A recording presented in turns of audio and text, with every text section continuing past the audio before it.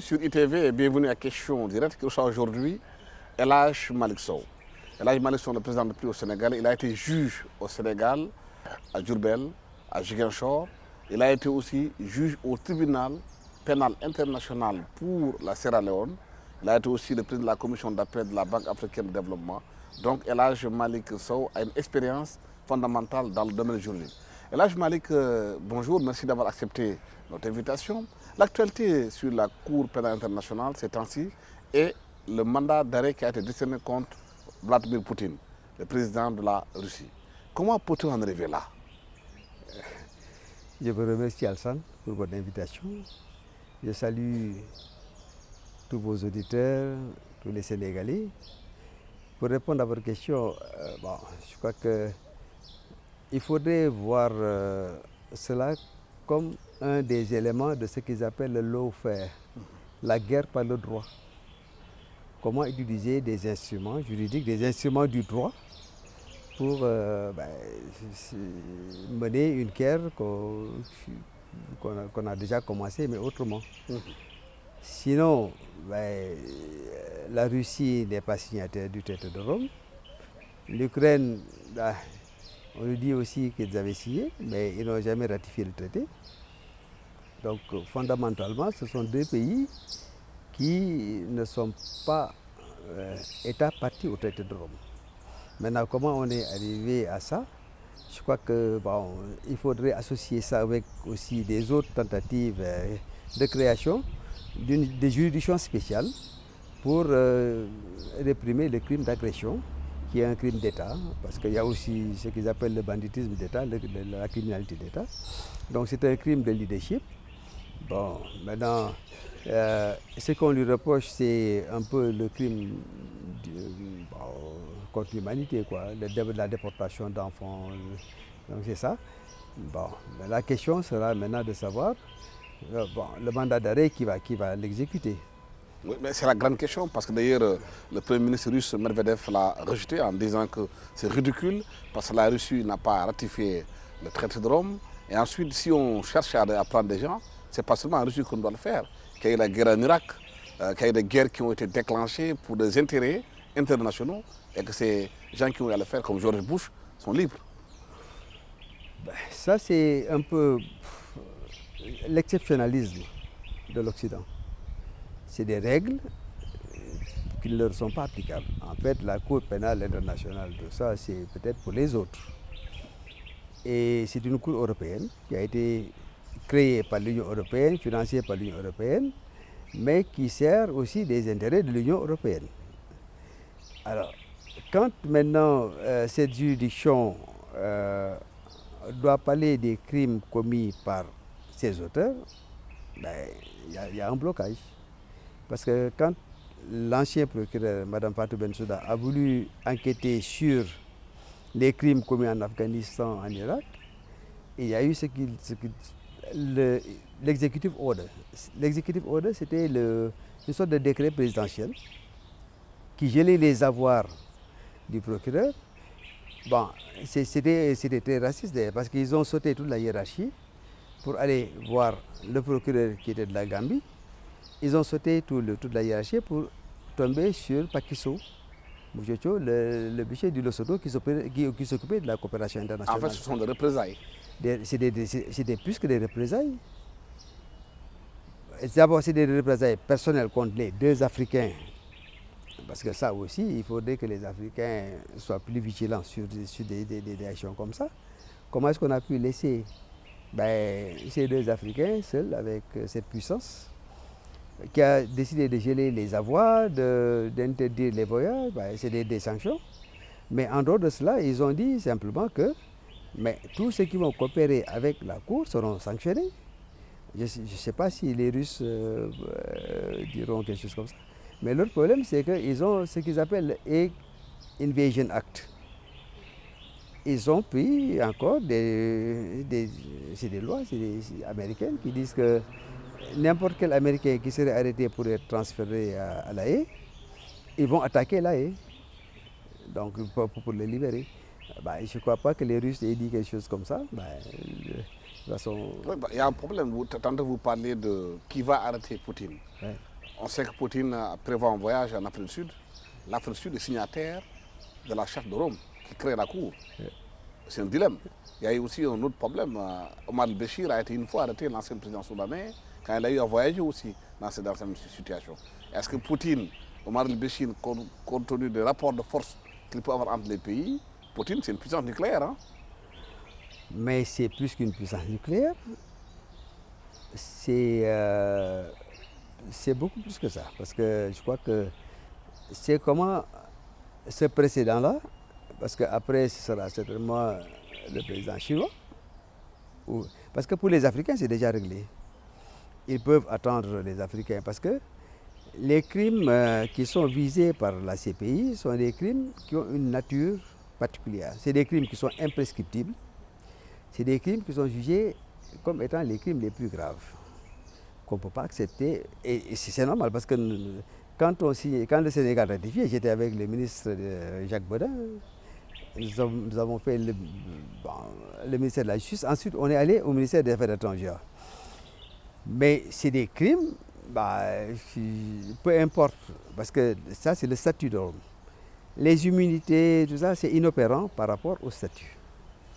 Mais deuxièmement, c'est des crimes qui sont imprescriptibles. Quel que soit le temps que ça prendra, il faudra juger.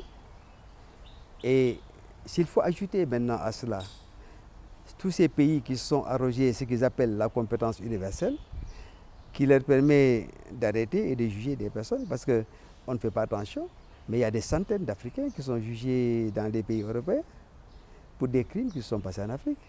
Pas simplement au Rwanda ou en Sierra Leone, mais même ceux qui avaient fui la Syrie pour se réfugier en Europe sont arrêtés et jugés.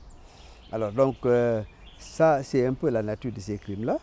Maintenant, pour ce qui est de l'Afrique du Sud, c'est l'Union africaine qui avait déjà dit qu'il ne fallait plus coopérer avec la CPI. Parce que, dans le cas de Béchir, parce que c'est un peu un problème de déontique, comment concilier deux obligations qui sont exclusives l'une de l'autre. Comment exécuter les obligations qui naissent du statut de Rome et comment aussi exécuter ce qui naît de la charte qui régit l'Union africaine.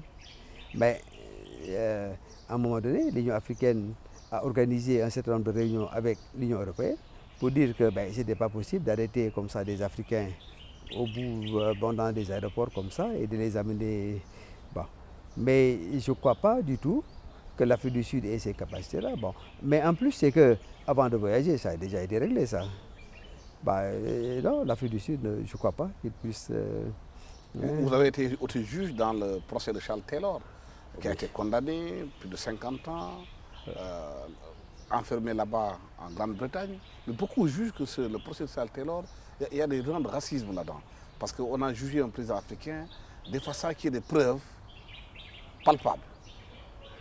Ah ça, ça c'est tout le problème qu'on a dans les justices internationales.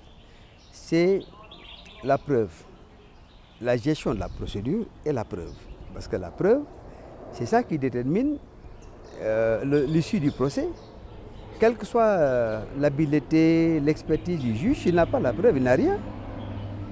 Alors, maintenant, voilà un président qui nous dit qu'il n'a jamais mis les pieds en Sierra Leone. En Sierra Leone. Et on lui reproche des crimes qui ont été commis en Sierra Leone. Mais il fallait rapporter la preuve de ça. En tout cas, j'étais là du début à la fin du procès. J'ai travaillé plus que tous les autres juges réunis. Il n'y avait pas cette preuve-là. Mais je n'étais pas le seul, parce que nous avions les assistants. Des assistants qui étaient là. Certains avaient des PhD, c'est des juristes. À un moment donné, ils ont tous dit, écoutez, on s'en va. Ils sont tous partis. Alors, comment est-ce que maintenant on a rédigé cette décision-là? Je ne sais pas, parce que je l'ai dit à l'audience même, il n'y avait pas de délibération. Parce qu'à un moment donné, il y a un des juges qui a, je ne sais pas comment dire ça, il a dit des choses qu'il ne fallait pas dire. Il fallait court condamner Charles Taylor pour l'exemple, c'est ça? En fait, c'est un peu plus compliqué que ça, parce que c'est, bon, vous savez, il a été arrêté au Nigeria. Il avait demandé, parce que l'Union africaine s'est réunie au Ghana pour voir comment il fallait régler le conflit au Libéria. Bon, ce qui semblait ressortir, parce qu'il faut toujours prendre la réserve, hein. On lui dit, mais c'est vous, Taylor, c'est ce qu'il a dit lors de son procès. Hein. Il dit, mais le problème c'est vous, si vous partez, tout est fini. Il dit, ben, écoutez, si c'est ça, moi je m'en vais. Bon, le président d'Afrique du Sud, Thabo Mbeki, lui propose de venir en Afrique du Sud. Le président Obasanjo lui dit, non, mais vous venez au Nigeria, c'est plus proche. Il va au Nigeria. Alors, de là-bas, maintenant, bah, il est resté là-bas, s'était reconverti, il faisait un peu dans l'élevage des poulets et tout ça. À un moment, il demande la permission au président Obasanjo pour aller voir son ami Idriss Déby qui est au Tchad. Vous savez, entre le Tchad et le Cameroun, c'est ce qu'il a dit hein, dans le procès. C'est public, hein, c'est pas des choses. C'est un procès public. Alors, il dit, mais c'est en route qu'on l'a arrêté. Il dit, mais qu'est-ce qui se passe? Il dit, oui, tu voulais fuir, tu voulais quitter. Il dit, mais voilà, j'ai demandé la permission. C'est comme ça qu'on l'a arrêté, qu'on l'a amené à La Haye. Mais le problème maintenant, qu'est-ce qui est vrai, qu'est-ce qui n'est pas vrai. Mais en tout cas, c'est ce qui est. Il dit que, puisque le président Obasanjo voulait un troisième mandat, c'était le deal qu'il avait avec les puissances occidentales, donner Charles Taylor pour pouvoir. Qu'est-ce qui est vrai, qu'est-ce qui n'est pas vrai. Ça, je crois que. Vous avez touché la question du troisième mandat. C'est le débat ici au Sénégal. Le troisième mandat, on en parle au Sénégal aujourd'hui. Certains juristes estiment que Macky Sall peut le faire, d'autres disent non. Il y a une interprétation qui a été faite de la Constitution, aussi de l'avis du Conseil constitutionnel. Est-ce que vous pouvez nous donner quelques éclairages par rapport à ça? En tout cas, on va faire simplement un raisonnement juridique. Hein. Oui, je vous écoute. Allez-y. Le raisonnement juridique, c'est quelle va être la base textuelle qui va permettre au juge de décider dans un sens ou dans un autre. Comment est-ce que le juge constitutionnel va régler un problème concernant l'éligibilité ou la non-éligibilité d'un candidat?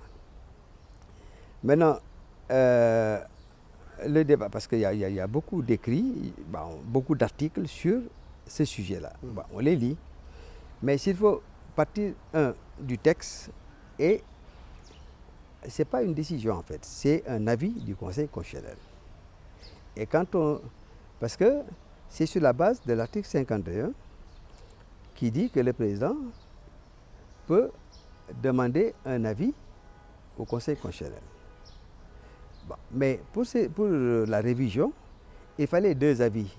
L'avis du président de l'Assemblée nationale et l'avis du Conseil constitutionnel. Alors, le Conseil constitutionnel a été saisi par une lettre qui lui demandait de dire quelle était la conformité du projet de révision constitutionnelle par rapport à une constitution qui existait déjà, celle de 2001. Donc l'exercice en réalité c'était quoi? C'était dire en quoi le projet de révision qui portait sur plusieurs articles, hein, c'était pas simplement en quoi ce projet était conforme ou non à la Constitution de 2001. Bon, le Conseil dit, mais il y a tel article, il faut aller maintenant lire le langage du Conseil. Quand le Conseil dit, mais tel article pourrait être rédigé comme ça, on aurait dû, mais ça, c'est pas le langage d'une décision, c'est un avis qu'on donne. Donc, l'avis a été donné. Maintenant, parmi les dispositions pour modifier la Constitution, il y en avait une qui parlait de réduire le mandat de 7 à 5 ans. est-ce que ces réductions-là étaient conformes à l'esprit de la Constitution de 2001? C'était ça la question qui était posée au juge. Le juge dit, mais c'était un mandat de 7 ans. Vous proposez un mandat de 5 ans. Ici, 7 ans, ici, 5 ans. Ben, il dit, mais ça ne va pas ensemble. Maintenant, comment est-ce qu'on peut extrapoler de ça? Parce qu'on n'a jamais demandé au juge constitutionnel, en tout cas, je n'ai pas lu ça, hein. La décision, je ne l'ai pas lue. Parce que je l'ai ici, hein, c'est toujours, je me promène toujours avec... mais quand, je ne sais pas si... parce que quand on essaie de voir ce que le Conseil constitutionnel dit, mais ce n'est pas de dire, écoutez, le président va faire le mandat là. Non, on lui demande simplement de dire si ce projet-là est conforme à l'esprit de la Constitution de 2001 et aux principes généraux du droit. Alors, c'est ça la mesure, c'est là la question. Maintenant, en quoi est-ce que cela est conforme avec la Constitution de 2001 qui avait déjà limité les mandats?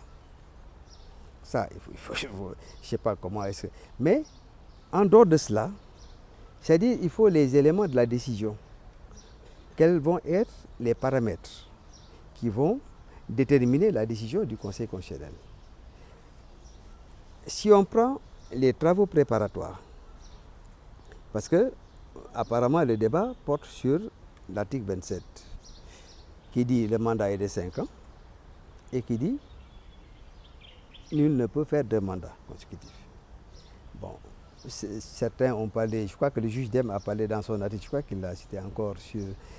le juge Dème parle dans son article, il parle de l'indivisibilité de cet article-là. Il dit que c'est un article qu'on ne peut pas diviser. Ben, c'est une interprétation. Comment est-ce que... Mais en quoi est-ce que cela... parce que même si c'est indivisible, ça ne signifie pas, ça ne veut pas dire qu'il y a un troisième mandat ou il n'y a pas troisième mandat. Parce que le mandat est de 5 ans. Ben, oui, mais nul ne peut faire de mandat consécutif. Oui. Qu'est-ce que... Il n'y a rien à dissocier ou à associer. Le texte est clair. Donc le juge constitutionnel est face à un dilemme par rapport à cette interprétation. Ou bien c'est clair dans sa tête ce qu'il doit faire? Le juge constitutionnel? Oui. En tout cas, ce n'était pas la question qui lui était posée. On ne lui avait pas posé la question de savoir s'il y avait troisième mandat, quatrième mandat. On lui dit, voilà un projet de révision constitutionnelle. Qu'est-ce que vous en pensez? Il dit, mais je crois que cet article-là, il faut le rédiger comme ça. Cet article... En fait, il a donné son avis. Mais c'est un avis. C'est un avis qu'il a donné, mais il n'a pas donné de décision. C'est un avis. C'est pas une décision, c'est un avis. C'est pas une décision. C'est un avis. C'est un avis. Parce que l'avis... parce que... C'est pour cela qu'on a été le mot pourrait. Si c'était une décision, on devait dire doit. Mais quand le juge décide, il coupe. Il faut que la décision soit exécutoire. Quand il dit ça, bon, maintenant, comment quitter cet avis-là pour dire que mais le mandat n'est pas hors de portée? Ben, ça, je ne sais pas. Ce que le juge constitutionnel semble avoir dit dans sa décision, il dit que cette disposition-là, modifiée de 7 à 5 ans, n'est pas conforme avec cela. Parce que il dit, considérant que par lettre 077, le président de la République a saisi le Conseil constitutionnel au fin d'examiner la conformité du projet de révision de Constitution à l'esprit général de la Constitution du 22 janvier 2001. La conformité du projet de révision de la Constitution à l'esprit général de la Constitution du 22 janvier. Où est-ce qu'on parle ici de mandat? C'est ce qu'on lui a demandé. Alors, il dit, considérant qu'au terme de l'article 51, le président de la République peut, après avoir recueilli l'avis du président de l'Assemblée nationale et du Conseil constitutionnel, l'avis, c'est un avis, c'est pas. Alors, maintenant, je ne vois pas comment est-ce que ça. Maintenant, pour ce qui est je ne sais pas, hein, ça c'est la décision qu'on trouve dans le site du Conseil constitutionnel, dans le net. L'exposé des motifs pourrait se limiter à présenter le contre. Pour une meilleure lisibilité, la réforme pourrait tenir compte. Mais ce n'est pas le langage d'une décision, ça. C'est le langage d'un avis. C'est l'avis. Oui. Mais vous, en tant que juriste, Oui. quelle est votre position par rapport à ça? Ben, pour être franc, ils n'ont pas raison. Qui n'a pas raison? Ben, ceux qui disent qu'il y a un troisième mandat. Sur quelle base? Parce que ce qu'il faut refuser maintenant, c'est de sortir du débat juridique. Parce qu'on entend maintenant autre chose. Hein? Parce que quand on sort du Le débat... président vient de dire que la question juridique est réglée. Il reste la question politique. Réglée comment? C'est ça qu'il a dit dans une interview. Non, elle est réglée, oui, parce qu'il n'y a pas de troisième mandat. Et il faut partir de... Parce que dans leurs articles respectifs, je crois que le professeur Babacar Gueye et le professeur Zouanke parlaient de la transition. Entre... Ben, il n'y avait pas de transition. Il fallait... Parce que ils disent qu'il fallait qu'il y ait une disposition transitoire pour dire que le premier mandat-là ne fait pas partie. Ils ont parlé de ça. Zouanke et Babacar Gueye parlent de disposition transitoire. Oui, ils disent qu'il fallait donner cette position supplémentaire consistant à dire que ce mandat-là fait partie du décompte. Mais c'est que ce n'est pas l'objet de débat. Parce que quand on a vu les travaux préparatoires, quand on a vu les déclarations des uns et des autres, on a vu la campagne, on a vu tout, mais ce débat-là ne semblait pas être, parce que la loi, elle dispose pour ce qui n'est pas clair, mais tout était clair. Parce que je crois que nous avons tous entendu la campagne, nous avons entendu les déclarations, tout était clair. Tout le monde a dit, mais ça, le mandat-là fait partie. Mais je crois qu'il y a aussi d'autres articles qui disent, mais si ce n'est pas un mandat, c'est quoi? Parce que si le premier n'est pas un mandat, c'est quoi? Ben ça, il faut trouver une définition. Mais nous dire simplement que ça, c'est une interprétation qui est, à mon avis, hein, qui n'est pas bonne.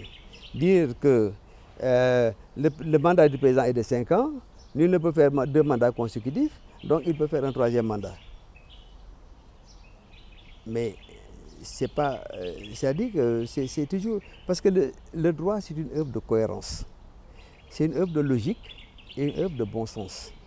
Mais on ne peut pas simplement se lever et dire, parce que le juge lui-même doit raisonner.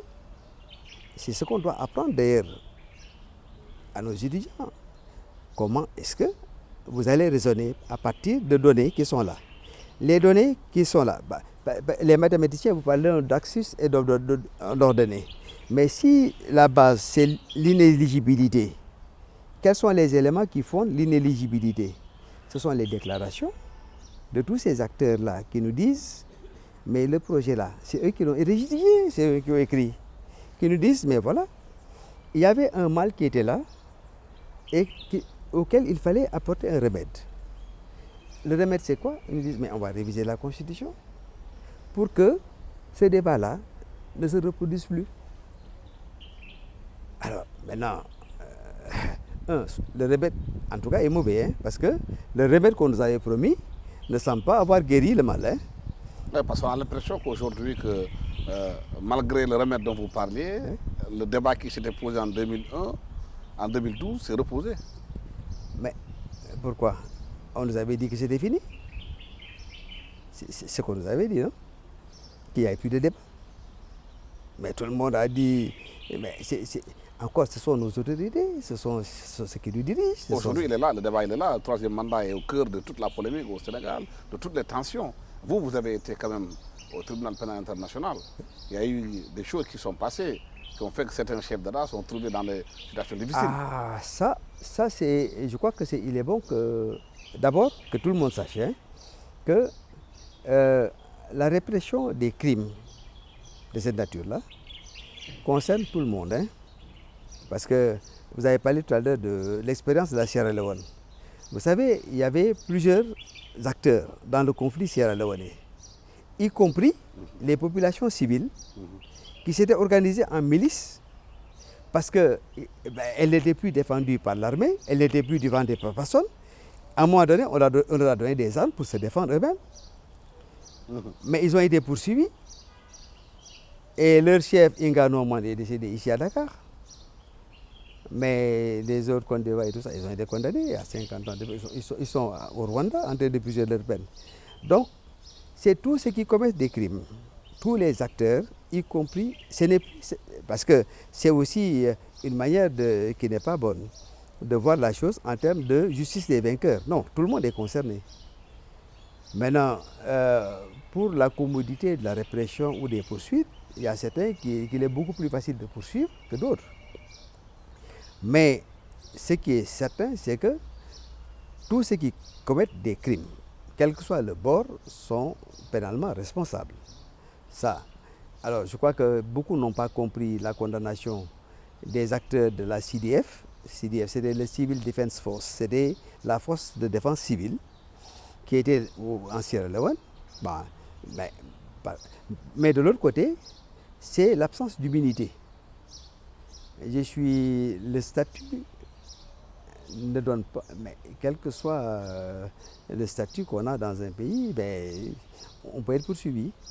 C'est ça, président, premier ministre, bon, c'est la notion de crime, ceux qui ont la plus grande responsabilité dans ces trucs.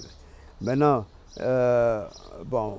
c'est toujours le contentieux électoral, que ce soit au Kenya ou en Côte d'Ivoire avec Gbagbo, c'est toujours le même problème qui se pose partout et qui entraîne des violences. Mais à un moment donné, je crois qu'il faudra... le camp de Gbagbo... Non, le camp de Gbagbo a été poursuivi, maintenant il reste le camp de Ouattara. Peut-être qu'ils vont poursuivre, je ne sais pas. Mais en tout cas, ce n'était pas simplement un camp. Au Kenya... C'est tous les camps qui sont concernés. Ah oui? Tous les camps qui exercent la violence au cours de ces... C'est plutôt la nation de crime qui a commis le crime, qui est responsable du crime. Et tous les responsables, maintenant le problème avec Gbagbo, c'était comment documenter ces crimes-là. Et ça, c'est un peu la notion de la rapidité de la réponse par rapport au crime. Parce que dès que le crime se commet, est en train de se commettre, il faut que l'on puisse le documenter, qu'on puisse constituer les éléments qui vont être la base d'un procès. Mais quand ces éléments-là ne sont pas là, maintenant c'est plus facile. Avec, je crois que la CPI va peut-être beaucoup plus travailler sur ces éléments là. Je crois que ça va être le problème dans tous les procès. Et maintenant, avec ce qu'ils ont mis en place avec la compétence universelle, ils disent que maintenant, c'est des enquêtes structurantes. Chaque pays peut faire son enquête et quand on arrête, chaque pays va apporter les éléments. Merci infiniment, El Hadj Malick Sow. Je rappelle que vous avez des juges au tribunal pénal international concernant la Sierra Leone. Vous êtes aussi juge au Sénégal, à Diourbel, à Ziguinchor. Vous êtes aussi le président de la commission d'appel de la Banque africaine de développement. Nous avons sollicité votre éclairage pour parler un peu de ce qui se passe avec la Cour pénale internationale, ce mandat d'arrêt qui a été lancé contre Vladimir Poutine, le président de la Russie, et surtout aussi au Sénégal, le débat qui se pose par rapport au troisième mandat. Merci d'avoir donné vos éclairages à ITV et à Question Direct. Merci à toute l'équipe qui m'a accompagné pour la réalisation de cette émission. Merci, au revoir.